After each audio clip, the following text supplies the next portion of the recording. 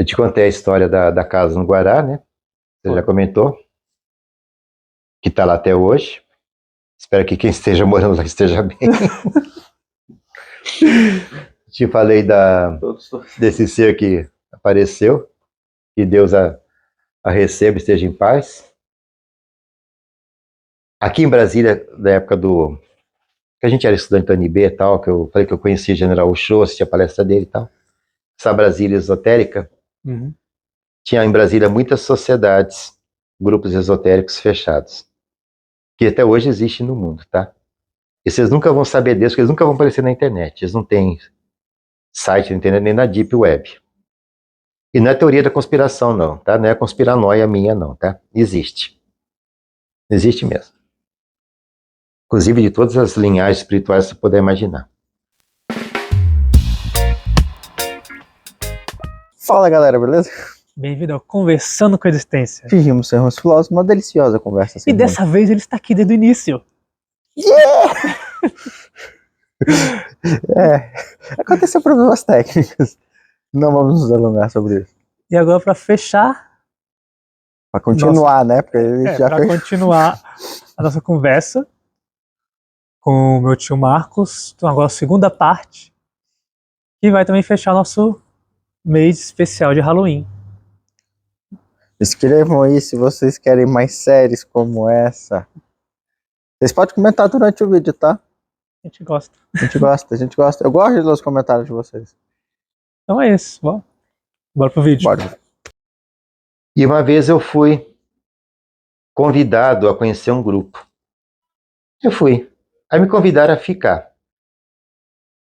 Eu aceitei como pesquisador. E conhecer. Em algum momento eu me retiraria. Porque eu sabia que não seria minha praia, entendeu? Não seria algo da minha vida. E nessa ocasião, teve que um processo lá de iniciação. Fiz a iniciação, tal, etc e tal. Passaram-se os anos, muitos anos, tal. E eu comecei a perceber umas coisas estranhas, sabe? Lembra que eu falei do contatos imediatos, primeiro grau, segundo grau, terceiro grau? Primeiro grau é o... Intuição. O cara que pega o garfo lá do purê de batatas e faz aquele monte lá, que acho que é no Wyoming que existe aquele monte lá. Tinha assim muita comunicação por intuição. Mas eles não admitiam que era mediunidade, entendeu? Que mediunidade, quem estuda é a doutrina espírita. Ela é universal, ela está em todas as partes. Todos os credos das religiões, desde as criptonisas de Delfos aos os oráculos lá dos deuses da antiga. Na Bíblia lá, o Salomão, lá, o rei Salomão. Saul procurou a médio de Endor, aquela coisa toda, enfim. Bom, enfim. E começaram a chegar uns textos, umas mensagens assim esquisitas, sabe? Falei, bom, já está na hora de sair, já passou da hora de sair, e agora com essas coisas aqui, que a doutrina espírita é fé raciocinada, né? Tem que passar por tem que fazer parte de uma lógica, senão se destoante deixa de lado. E eu falei, pessoal, olha, foi muito bom estar com vocês, mas basta. Não, porque você quer escalar, por quê? É o seguinte, eu vou mandar uma carta para vocês, eu vou me despedir de vocês, depois eu mando uma carta dando os porquês. Me despedi um dia do pessoal, falei, olha, muito obrigado, eu não volto mais aqui. Primeiro que eu fui para pesquisar para ver como é que as coisas eram. Não era minha praia, mas conheci, respeito, entendeu? Conheci, respeito, mas não era minha praia. E depois que eu vi essas comunicações chegando por intuição, sabe, assim, inspiração e tal, eu falei, não quero.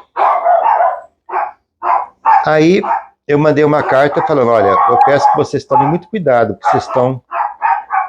Umas mensagens aí precisam ser muito analisadas. Não tá lógico, não tá legal. Assim, uma linguagem... Sim. Tem algo aí que não tá certo. Uma linguagem suave, sabe? Tipo assim, sem crítica, sem agredir, sem ofender, mas não tá legal isso. Pensem bem, reflitam bem, né? Tá, tudo bem. Algumas pessoas até já tinham percebido, depois entraram em contato comigo e dizer assim, eu também saí. A gente não estava gostando. Tudo bem, então fique em paz. Eu fico no meu caminho. Bom, agora eu vou falar de outro filme. Vocês devem ter visto aquele, não sei se já ouviram falar daquele filme Um Lobisomem Americano em Londres. Já. Eu não virei lobisomem. O que eu quero dizer é o seguinte: Já tô... todo um grupo, porque o mundo espiritual tem todos os tipos de seres, certo? Então, a gente não tem um capeta, um demônio, mas você tem milhões de capetas e demônios, organizados em colônias bem próximas à Terra, inclusive, com estruturas, com administração e tal. Rapaz, aquele negócio me atacou. Nossa. Eu estava em Brasília, numa época de férias, até por causa do trabalho, não tava com aula. Porque em Brasília, naquela época, janeiro, fevereiro, não tinha ninguém na cidade. O pessoal todo ia sair de férias para o Nordeste, para o Rio de Janeiro e tal. Ficava vazio. Você podia sair pelo plano piloto, não via uma alma na rua. Janeiro, fevereiro, dezembro, não tinha ninguém em Brasília. Tanto que tinha uma campanha de ficar em Brasília no Natal e trazer os parentes, porque ficava vazia a cidade. Era ruim para o comércio, não tinha nenhuma atividade cultural assim de Natal. E eu estava sozinho no nosso apartamento, cara, e eu botei ao filme Sexto Sentido, vendo aquelas coisas. E a cabeça. Depois eu fui ler um livro, vocês já leram As Valquírias de Paulo Coelho? A cena do chuveiro? Não, Valquírias não. Eu li foi o Diário de um Mago e Alquimista. Você pega o livro A Valquíria, pega assim a palavra-chave chuveiro, vê aquela cena. Quando eu li esse livro, que foi muitos anos depois, eu identifiquei a minha própria situação. Só que eu não entrei embaixo do chuveiro para me proteger, sabe? Que ali ele e algumas pessoas do Brasil tinham assinado um pacto com aquele outro lado da força, sabe? E houve um contra-ataque. Aí eu peguei, saí um dia, estava assim, livre, tinha acabado o trabalho, de manhã estava livre à tarde. Eu fui num lugar chamado Cine Atlântida. Vocês já ouviram falar? Ficava no Conic. Já. Depois virou uma igreja evangélica. Cine Atlântida era um cinema de 1.200 lugares. Nossa. Era Grande. Era o maior cinema de Brasília. Um espetáculo, um colosso de cinema. Aqui no Conic você tinha o Atlântida, o Badielu, Miguel Nabu, o Hits, que era de ser outros tipos de filme, e o Venâncio Júnior, onde você podia fumar, tinha uma sala de fumantes ali. Eu fui nesse cinema. Tinha poucas pessoas, era uma tarde assim, sabe? Para tentar desanuviar. Aí entra o filme, o Lobisomem Americano. Vocês assistiram esse filme? Eu não. Então assista e veja a cena do cinema. Quando o cara fugindo entra no cinema. Eu fiz a mesma coisa. Quando eu olho no cinema, o cinema tá cheio de gente, tipo zumbi, olhando para mim. Se lascou. Tava eu mais 3 pessoas no meu plano e os outros tantos. Se lascou e agora? Aí tipo assim, vem cá, você vai atrapalhar nossos planos? Resumindo a história. Só para você ser mais uma história, que eu tô contando a terceira, né? Que hoje me veio essa inspiração de contar essa também. Aí não me convém, eu me retirei. Por ética, dei um alerta, cada um faz a sua opção. Teve um monte de gente parecendo um zumbi me olhando. Do lado, na frente, aqui, atrás de mim. Tinha algumas poucas pessoas no cinema, tinha, sei lá, umas 10, 15 pessoas. Aquela sessão da tarde, aquela coisa assim esvaziada, né? Não era um horário comercial, as pessoas trabalhando, e era época de férias em Brasília.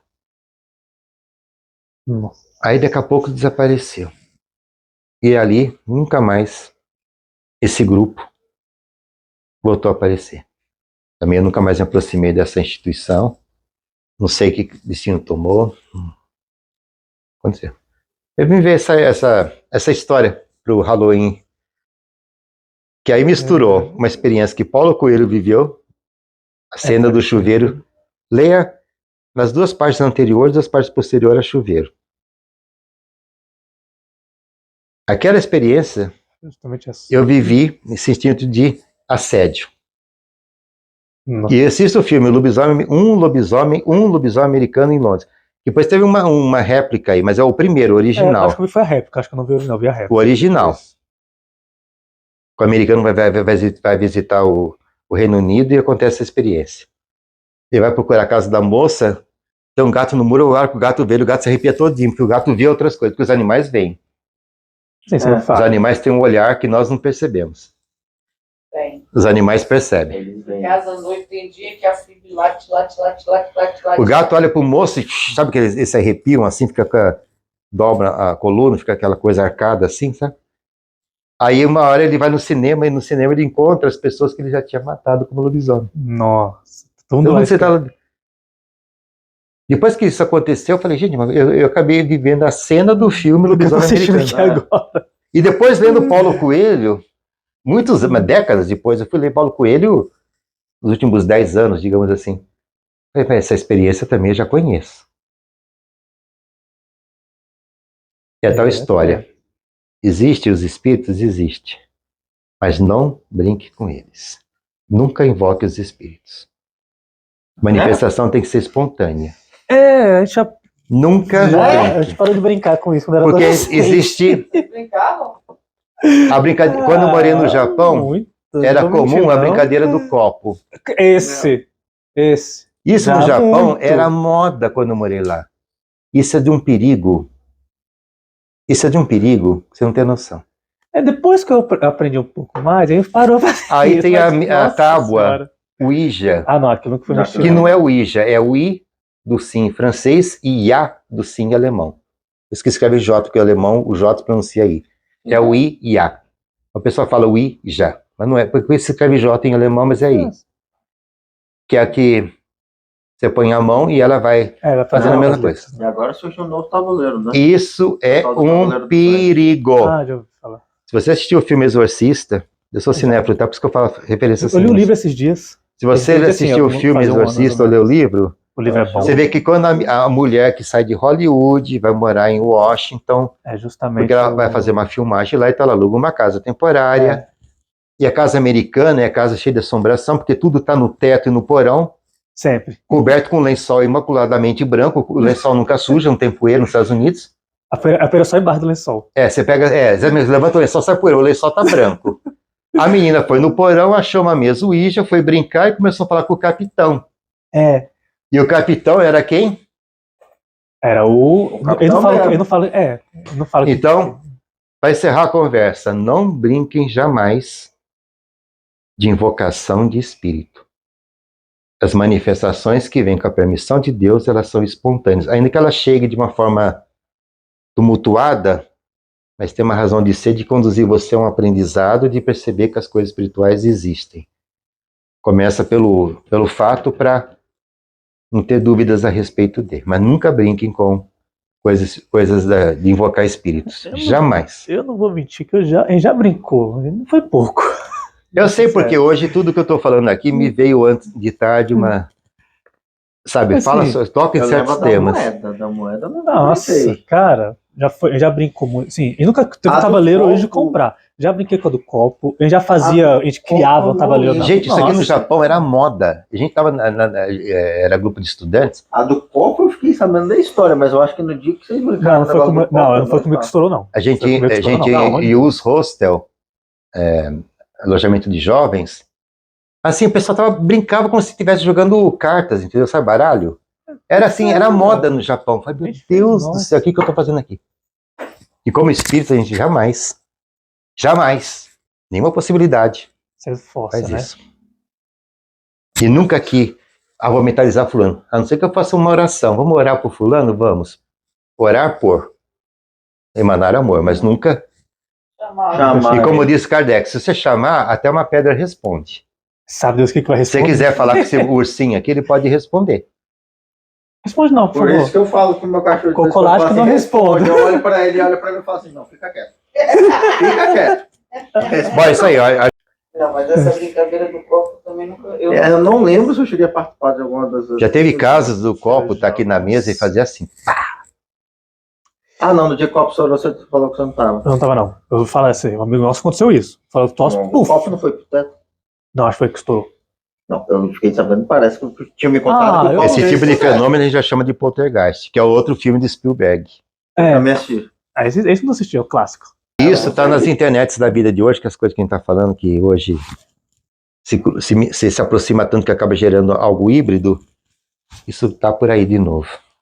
Tá, voltou. Teve um filme um tempo atrás, até comentou, teve Tabuleiro do. Agora tem um Tabuleiro do Anjo. É, Que é a não, mesma coisa, eu mas. vi uma menina com. Não, a ideia. Ela juntou com mais 2 amigos. Aí lá em São Paulo diz que existe tal da Casa do Capeta. Aí eles foram brincar com o tabuleiro do anjo na Casa do Capeta. Pra pedir força barra, né? Tipo assim. Tá pedindo. Eu falei, aí vocês estão indo num nível muito pesado. Eu acho que isso não é uma boa ideia. É, tem um cara. Esse é legal, acho que tem na internet. Ficou até famoso um tempo atrás, que diz que limpa casas e tudo. Trabalha mais na ideia do budismo. Assim. Ele diz que acrescenta uma ideia do budismo que tira muito espírito opressor, acho que eles falam. E aí, tem uma coisa interessante que ele falou, que é o seguinte. Tem um colega que estava vendo um vídeo de um pessoal que foi no cemitério pesquisar, tirar foto, filmar alguma coisa sobrenatural. Falou, gente, é o seguinte. Se você vai num lugar desse, procurar algo sobrenatural para algum espírito, você vai achar. Não quer dizer que é o que você quer. Mas você vai achar. Você está chamando. E aí ele comentou. Eles foram lá, assim, só ele. Falou assim, ó, gente, aqui, ó, vou dizer uma coisa pra vocês. Eles vieram aqui, eles acharam. Eles não estão indo embora sozinhos agora. Aí você não façam isso. Não, não vão chamar atenção, não vão querer forçar a barra, porque o que pode vir A não humanidade que é está na Terra é uma cópia da humanidade que existe ao redor de nós. Primeiro plano é igual a nós.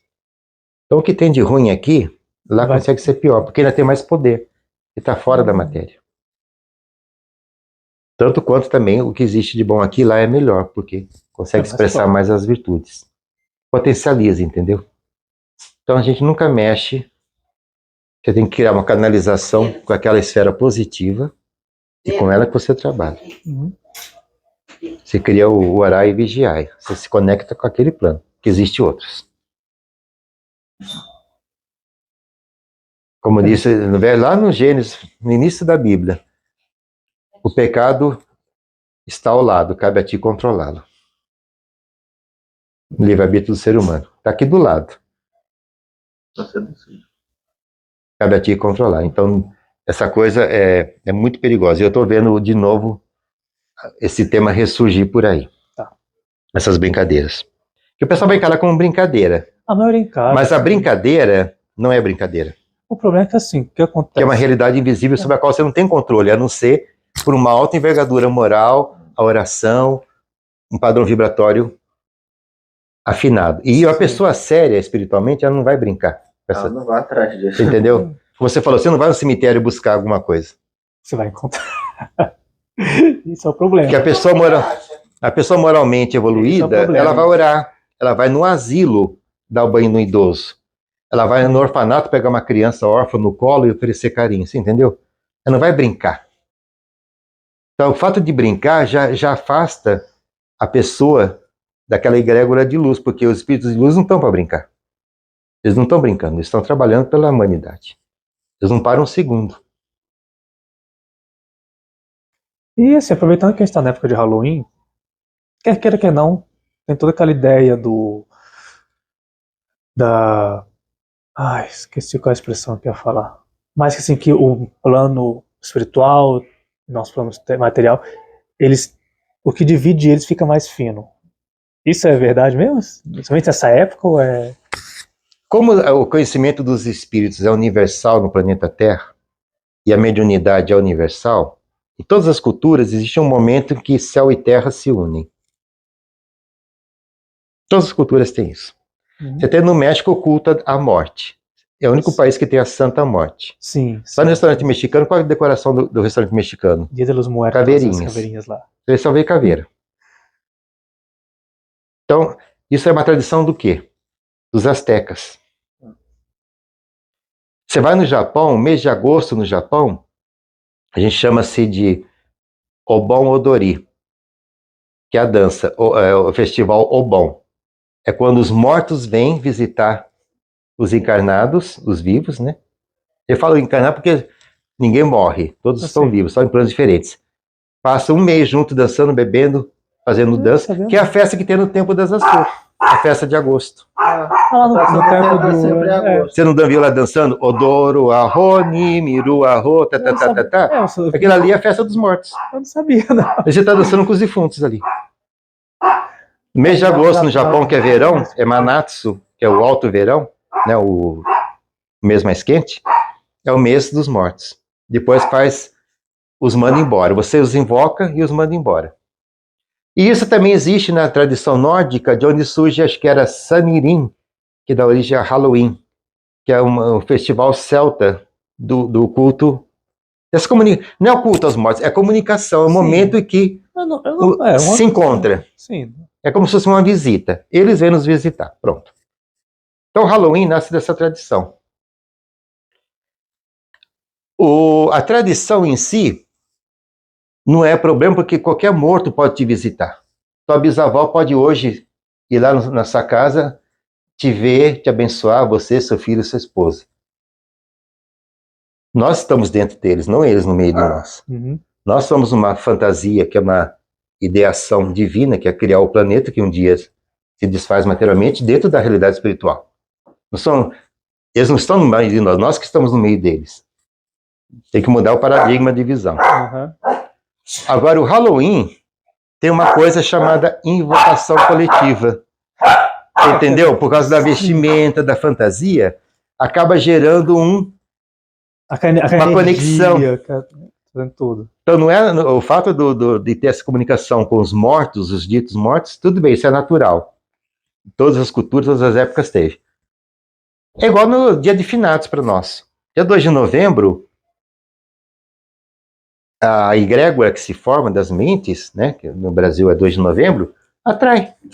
O pessoal vem visitar, vem de boa, entendeu? Vem tranquilo, vem em paz. Agora, o Halloween, como não tem essa coisa do respeito, da veneração, pode gerar uma conexãozinha. Pode gerar. É possível que gere, não estou dizendo que aconteça. Uhum. Mas é passível de acontecer. Acaba sendo um tipo de uma invocação coletiva. Mas pior que não são os mortos. É os contrários que faz. Porque ninguém se fantasia do avô ou da avó, entendeu? Não. É Frankenstein, é bruxa. Então o que pega? Pega o baixo umbral. Isso aí não é legal. Uhum. Você não está se vestindo do seu avô, da sua avó, do seu bisavô, do seu trisavô. Você está se vestindo de monstros. Aí já tá justamente o outro lado. Aí pode. Não, Estou dizendo que seja. É possível de ser. Cientificamente seria possível acontecer. Uhum. Mas a pessoa, às vezes, está brincando, entendeu? É como uma fantasia de carnaval. Se ela não tem essa intenção, a coisa não vai acontecer. A energia dela é outra que ela traz ali. Ela não quer uma coisa certa. Não, tô só de brincadeira. Só Isso, é como uma fantasia de carnaval. A pessoa no carnaval Sim. se veste de capeta. Ela não está invocando o demônio, ela está brincando. É, só isso. Então depende da... Mas fica uma atmosfera, sim, propensa Sim. a vibrações não felizes se aproximar da Terra. Mas depende de cada um estar vivendo o seu momento e não ter uma intenção de conectar-se com aquilo. Nós, espíritas, nunca vamos estar de Halloween, para ter certeza. Então não vai me ver vestido de bruxa, de Frankenstein num dia de Halloween. Você não vai me ver fazendo isso. É pra ser mais forte, né? Mesmo porque a gente não assiste nem filme de terror. Não? Não. Porque a mente, a imagem estimula a mente. Sim. E a mente gera os corpúsculos mentais que te conecta àquele universo. Então, agora eu assisto filme de terror, assisto como pesquisa. Uhum. Entendeu? Como pesquisa, mas não faço disso um hábito. Tem um filme bom que fala alguma coisa, por exemplo, o filme Os Outros, com a Nicole Kidman. Não sei qual é. Que não é um super filme espírita. Aquele é. É igual o Sexto Sentido. Que eu falo que parece que o pessoal é inspirado a fazer esses filmes. Sim. Então a gente vai assistir, vai, entendeu? Os Outros? Os Outros. É bom. vale a pena. Que ela acha que ela tá sendo atacada por espírito, na verdade era ela. Por que ela não consegue sair da casa com aquela fumaça? Aquilo ali é um umbral. É um umbral. Quer ficar prendendo ela ali. Aqueles seres que vêm ali, que são os empregados dela temporariamente, eles vêm resgatá-la do umbral. E ela não aceita, ela os expulsa, ela fica presa, ela está presa ali. E o final do filme, nós não vamos sair, essa é a nossa casa, essa é a nossa casa. É um espírito reticente ao umbral, que não consegue... Não consegue se... Não Que eu consegue falei, largar aquele, né? passar para aquele lava-carro que eu disse há pouco, e chegar no plano maior. Essa ideia de trazer, assim, ter o espírito da mãe, meio que... A impressão que eu tive muito foi assim, que as crianças estão ali, mas quem está segurando muito é a mãe, que não quer sair dali com as crianças. A impressão que se tem é essa. Isso realmente tem como... Porque ali tem uma coisa afetiva. O marido foi para a guerra e não voltou, mas o marido estava morto. Tanto que ele vem, depois ele some. Verdade. Ele também está no umbral.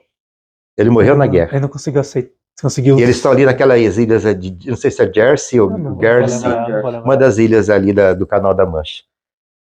Então, você vê que o moto da história é que ela tá esperando o marido. Ela tem um apego ao marido. E toda forma de apego, meu filho, é uma passagem para o umbral. Toda forma de apego é uma passagem para o umbral. Tá aqui, até no amor você tem que exercer o desapego, entender que ninguém pertence a ninguém. Você convive. Acabou. Não tem... Então ali, realmente, ela aprende mas o moto dela é o marido. Mas assim, um espírito pode prender outro junto com ela? Pode. A gente chama de obsessão de encarnado para desencarnado. Você pode trair um desencarnado, manter um desencarnado próximo a você. Por exemplo, desencarna uma pessoa, você não aceita. Você fica doente, deprimido, fala, chora, aquela coisa toda, que essa energia repercute neles. Aí ele volta. Ele fica próximo e sofre, porque ele não consegue. Entendeu? Então, quando uma pessoa desencarna, por mais que você ame, você precisa deixá-la ir, literalmente falando. De desencarnado para encarnado e de encarnados para encarnados. Como desencarnados para desencarnados. Todos os planos.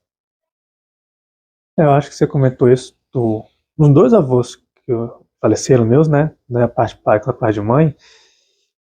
Eu acho que o mais interessante foi somente os filhos. Minha mãe, quando meu avô materno morreu antes, ele estava na UTI, teve vários problemas. Quando as filhas chegaram e falaram para ele, estavam todos reunidos em volta dele, falaram: pai, você já fez sua missão. A gente está aqui, a gente está bem. O senhor pode ir? No outro dia ele foi.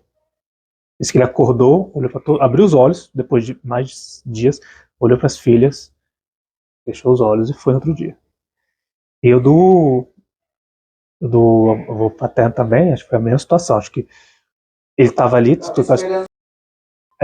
toda aquela situação. Acho que quando todo mundo chegou, olha, você já fez o que você tinha que fazer aqui, estamos bem, você pode ir em paz. Foi de manhã. Ele conseguiu ir lá ainda, né? De manhã lá. À noite, às 7 horas. Eu lembro a situação. Minha história foi assim com meu pai. Meu pai esperou eu terminar o estágio probatório do meu trabalho. Terminou numa terça-feira. Liguei para ele. Ele falou: filho, você vai ficar bem? Vou. Ele estava 2 anos lutando com câncer, já em metástase. De terça para quarta ele ficou ruim, quarta para quinta ele piorou, quinta de manhã ele foi embora.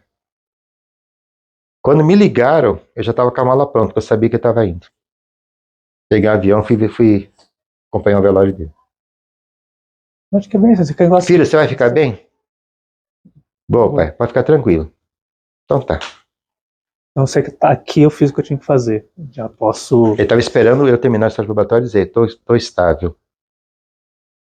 E na vida profissional eu tive percalços por causa de fatos políticos no Brasil. Uhum. Eu perdi tudo, tive que recomeçar, entendeu? E ficou meio assim. Quando ele viu que eu estava estável: você vai ficar bem, meu filho? A última coisa que ele me disse. Então tá. 2 dias depois eu sepultava. Isso foi numa terça-noite, na quinta de manhã ele foi embora. E a espiritualidade faz essa pegadinha. A pessoa está doente. De repente a pessoa fica boa. Ninguém sabe de onde. Não, daquela melhora assim, repentina. Eles magnetizam o corpo, né? consegue dar uma vitalidade, um plus Aham. de energia momentânea. Aí o que acontece? Bom, então eu vou em casa tomar um banho, eu vou lá no trabalho ver se está tudo certo, eu vou ali em casa lavar a roupa, eu vou regar as plantas, eu vou sair com o cachorro. O pessoal sai de perto, Tchau. Ele vai. porque a espiritualidade faz isso. Porque se a pessoa estiver perto, prende. O amor é um vínculo muito forte. Sim. A morte não destrói o amor. Então, se está perto de alguém que você ama, aquela pessoa desencarnar, eles dão um jeito de tirar você de perto. Isso explica. Daí você tem muito essa melhora repentina, Geralmente não gosto dessa melhora de quem tá doente. que o pessoal chama de visita da morte. Existe até um termo popular no Brasil, a visita da morte. Daquela melhora assim, nossa, tô bem, tal. Ninguém sabe por quê. Aí todo mundo dá aquela relaxada, sai, vai tomar um banho, cuidar do cachorro, cuidar de uma coisa e outra, para poder. Por isso que minha mãe então fala quando foi com meu avô materno morrer, né? Ele morreu antes de eu nascer. Tiveram que levar ele para UTI. Ele não tá. Não... Não, porque as filhas estavam acompanhando o tempo todo. Minha mãe foi embora assim. Minha mãe, na época da Covid, eu fiquei lá atrás de uma faixa amarela, não podia passar. Aí ela foi, eu sabia que ela estava indo embora, e eu estava ficando aqui na faixa amarela, porque se eu fosse perto, Você segurava eu ali. segurava. Não é questão de querer ou não querer. natural, É o sentimento, ser humano. exatamente. É. Minha mãe.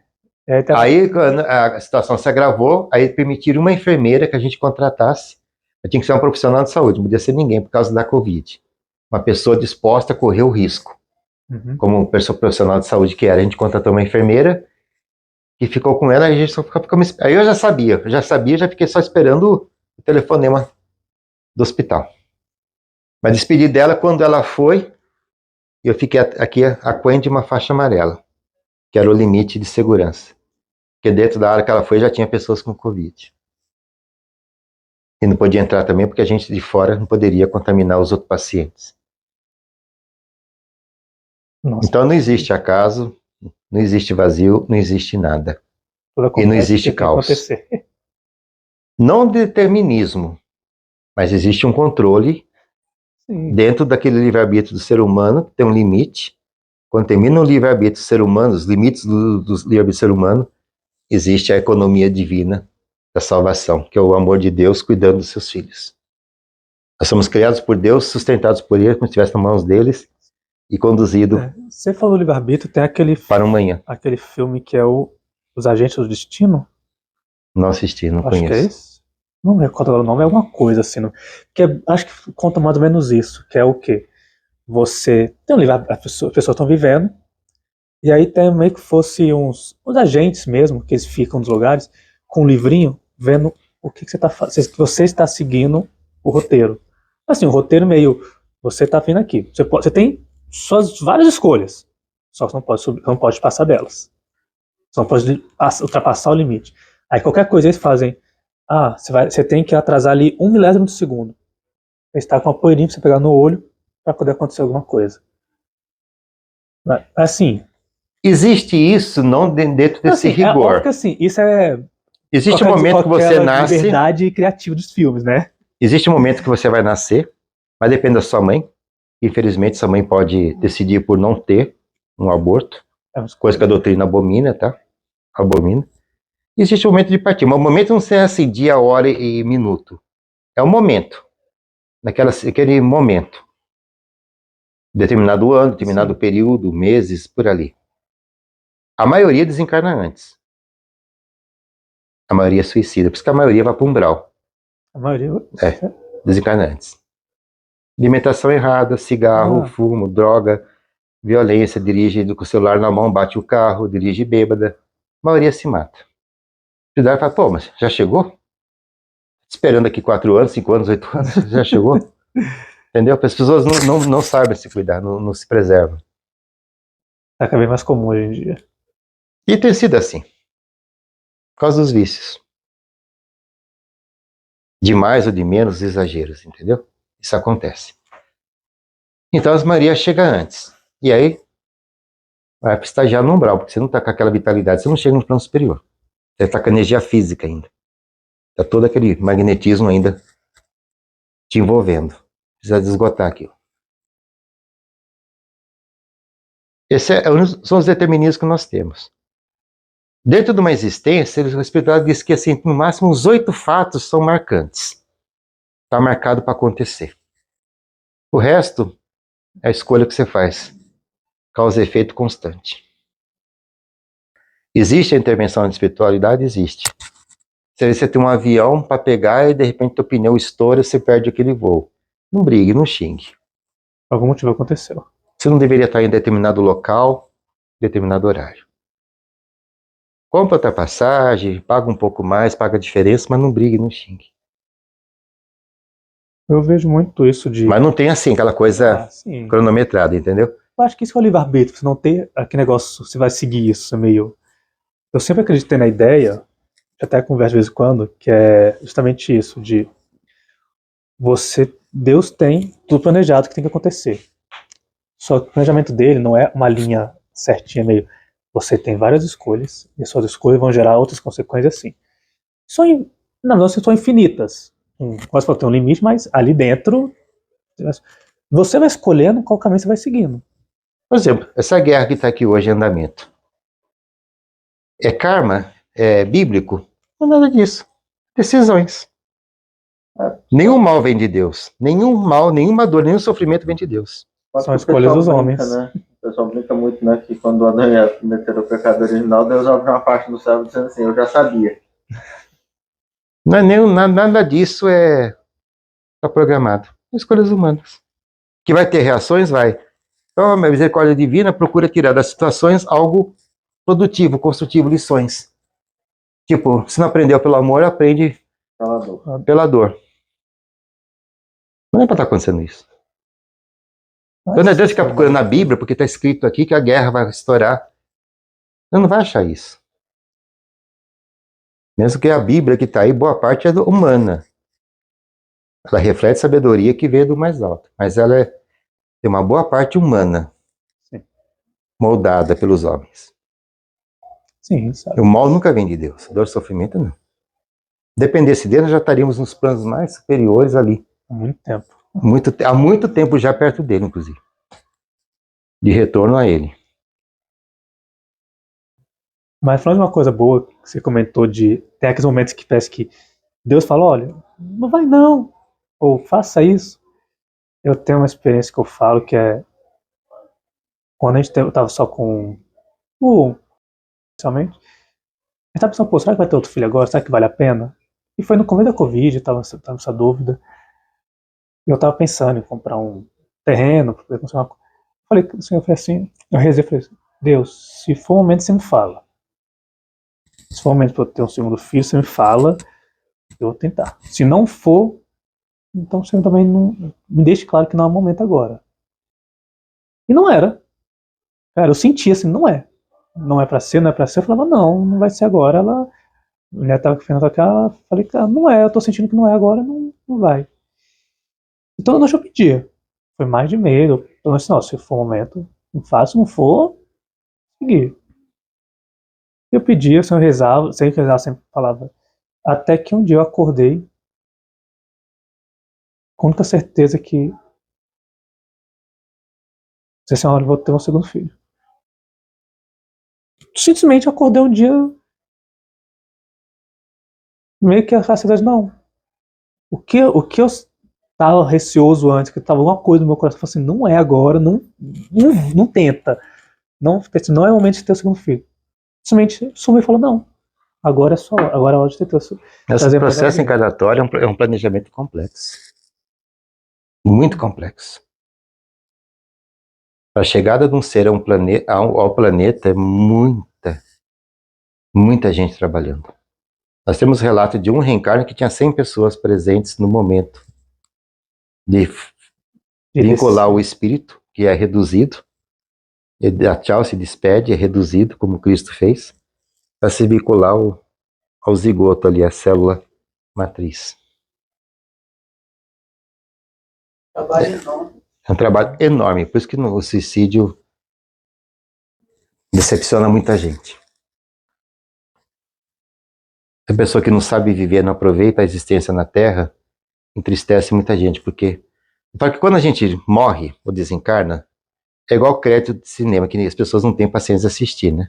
Uhum. Mas você para um dia para ver quando aparecer o fim, the end, vê quantos nomes aparecem. Isso vai ser Nossa, é imenso. muito. Eu Tá, digo assim, que só quando uma aumentando. pessoa vai embora, em seguida vem todos os nomes daqueles que estiveram participando daquele processo.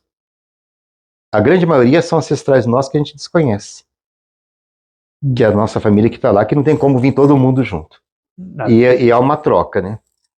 Você vai, eu subo, agora você fica aqui, eu desço, você cuida de mim. Seu anjo da guarda, seu protetor, geralmente, provavelmente é um ancestral seu. Uhum. Vão se ajudando. Dentre eles tem pessoas altamente evoluídas que lideram ali os processos, as comunidades, as famílias, os clãs, etc. É muito trabalho. O DNA nosso físico tem um DNA genético, tem um DNA espiritual que é mapeado. Antes da ciência entrar nos cromossomos, nesse mapeamento genético, as obras de André Luiz já falavam disso nos anos 40. Que ele via coisas que ele não entendia, que eram barrinhas assim, sabe? Chico Xavier psicografou isso nos anos 40. O que é isso, cara? E o sequenciamento genético, essa coisa toda. É porque tal enfermidade. Tem aquelas coisas que eu falei, 18 ou 10 pontos que você tem na vida. Uhum. Tal idade vai surgir tal enfermidade. Então tá ali mapeado. Naquele momento surgir. O resto é livre-arbítrio. São os balizares que Deus coloca na nossa existência para nosso. Nunca como sofrimento, sempre como superação, como aprendizado. É o atleta que corre, tipo assim, corrida de barreiras, de salto. Sabe? Você tem que superar as coisas para você descobrir o teu potencial como ser humano, tua capacidade. Se você ficar no comodismo, você não cresce. Que é a imagem símbolo da serpente no paraíso. Estava tudo maravilhoso, não estava? Vem a serpente. Aí vem a vida. Tese, antítese e síntese, a dialética de Hegel, que Marx usa. Estava tudo maravilhoso. Mas se a gente não tivesse a serpente, a gente estaria até hoje sem celular, sem televisão, sem essa câmera, todo mundo usando folha de parreira peladinho nos campos. Você não teria história para contar. E falar o quê? Hoje eu nadei no rio 50 vezes, hoje eu corri atrás da árvore 30 vezes, você vai falar o quê? Cadê a história da vida, a aventura? Então, por isso que a serpente não virou diabo dentro do judaísmo. É apenas uma desobediência, um símbolo de uma tentação, que na verdade a gente entende outro espírito que é a antítese, que é o que vem romper com aquela harmonia que nunca existiu, porque o nosso paraíso está lá na frente, não está lá atrás. Nós não temos paraíso perdido, nós temos paraíso a ser construído. Nós caminhamos para ele, que é o reino de Deus. O reino de Deus não é o paraíso Éden. O reino de Deus é a construção do homem, que o constrói e nele habita. Então é só um símbolo da tese, da antítese e da síntese. Estava tudo bem, de repente, pum! E aí você vai construindo uma nova estabilidade. É justamente isso que vai fazer você evoluir também, né? Então a vida nossa é isso. A nossa existência no nível individual, micro, você tem essas antíteses que vão você chama de problemas, desafios. A gente é ensinado a encarar isso como superação. A busca da solução de um problema desenvolve a tua inteligência, igual um exercício de matemática. Então você consegue achar o X, você está pensando, você está racionalizando. E é o que leva o homem a buscar. Por exemplo, o vírus da Covid, né, o coronavírus. Quem que falava desse vírus em 2019, 2018? Hoje você tem até um mapeamento genético dele, lá, né, o sequenciamento genético. Completo ali já. Entendeu? São coisas que vão fazendo o homem descobrir a própria natureza, que está aqui do teu lado, mas você não olha e não vê. Só quando precisa. Só quando alguma coisa te estimula a olhar naquele ponto ali, encarar e focar. Não surgiu de nada, ele já está aqui, desde o começo dos tempos. Só que... E o vírus é um desafio para o homem, porque o homem não controla o vírus. O vírus é um desafio paciente. Você... Saúde até hoje. Né, ele é um cristal... A capa de gordura envolvendo um DNA ali, né? Ele é um cristal. Sabe, assim, o vírus aqui, só tem um vírus no chão aqui. Só descobrir quando pega. Ele não vai te fazer nada, porque ele não pula em você. Mas se você ele entrar no seu corpo, ele ativa. E o que você faz é desativá-lo tirando a capa de proteína, que é a ligação dele com o universo. Senão ele vai virar um átomo flutuando no espaço. É um desafio para o homem até agora. Você vê que a humanidade já superou, por exemplo, hanseníase. Era uma coisa assim, medonha, né? E nos tempos bíblicos era ligado a uma maldição divina. O hanseniano tinha que ficar fora de Jerusalém, nas muralhas. Tinha um vale ali para eles. Que é onde Pedro vai fundar a primeira igreja cristã, que é a Casa do Caminho. Justamente lá no... Exatamente, para cuidar desse pessoal. Pedro cria a primeira igreja, a primeira congregação, comunidade, para cuidar desse povo. E hoje você já tem uma superação, tuberculose, muitas enfermidades, né? Então a ciência tem seu valor porque ela te leva a descobrir o mundo no sentido de universo. Hoje o homem está olhando para as estrelas, para as galáxias, constelações, ele vai conhecer essa obra que está aí. Mas tem que ter um motivador. Então toda a vida, o problema, a dor, o sofrimento são essas coisas que te levam a você se conhecer. Deus sabe quem você é, mas você não sabe quem você é. O potencial de cada um. Eu acho que assim, isso é até uma lição de vida, que é sempre... De vez de você pensar tudo, por que aconteceu com o meu irmão? Pô, aconteceu. Mas o que eu vou achar de bom disso? Que a gente fala muito no vídeo de flexibilidade, né? Seja flexível e aprenda com o momento. Realmente, aprenda, pô. Daqui... Eu acredito nisso. Nada acontece só porque aconteceu. Deu azar. Cara, não. Muitas vezes da minha vida, eu vi que achei que eu tava mal, mas tudo aconteceu tão... Cara, foi tão milésimo. Assim, até que parece que foi planejado, assim, pra pessoa, olha, vai acontecer isso, mas daqui, ó, quando tiver pra virar aqui, vai tá resolvido. Assim, pô, bicho, é algo impressionante, assim, muitas vezes. Quando você pra olhar, parece que é algo impressionante. Então, eu levo muito isso, eu tento falar isso muito com meus filhos também, ó, não pensa só tudo é ruim. Aconteceu, aprenda. Aprenda, porque no futuro isso vai te ajudar em algum momento. Isso daqui nada que acontece com você é pra te acabar com você. Acontece pra você aprender, você ficar mais forte. Eu acredito muito nisso. Jesus disse, né? Seja feita a vossa vontade, na terra como nos céus. A sua vontade, não a minha. Isso. Porque senão, só o que a gente quer, cara, não... A gente não sai do lugar. A gente não... precisa ter noção também de uma coisa, que as coisas acontecem como muitas vezes reação que você planta. Então precisa tomar cuidado e já não plantar certas coisas, que elas virão. Consequência das suas ações, suas elas escolhas. virão. Mas quando não é algo alheio à sua vontade, você tem que encarar como um exercício de matemática. Acha o X, acha o delta, acha o Y, acha qualquer coisa ali. Por isso que as pessoas mais velhas tendem a ser pessoas mais maduras. Que já passaram por muitos percalços, elas têm uma experiência. Tendem a ser, né? Que às vezes maturidade não é sinônimo de idade. Mas uma pessoa mais idosa, ela tende a ser mais calma, mais tolerante, tende, né? Mais paciente. Não, calma. Não preocupa não, vamos lá, vamos resolver, vamos pensar. Mais conciliadora, menos impulsiva. Como diz a música, ando devagar porque já tive pressa. Essa é a tendência da pessoa mais idosa no sentido de ter maturidade, embora nem sempre a idade cronológica é a idade mental. Então, pessoal, estamos aí. Esse a gente fechou agora. Essa conversa muito boa com meu tio Marcos. Falamos sobre várias coisas, sobre mediunidade, espiritualidade, espiritismo também. E a gente fecha agora os especiais de Halloween desse mês. Mês de novembro vem mais, desde que vocês comentem. Eu estou olhando. Você não tô olhando porque não tem. Eu estou olhando. Até, do último tempo sim. Tem alguns. E é isso, né?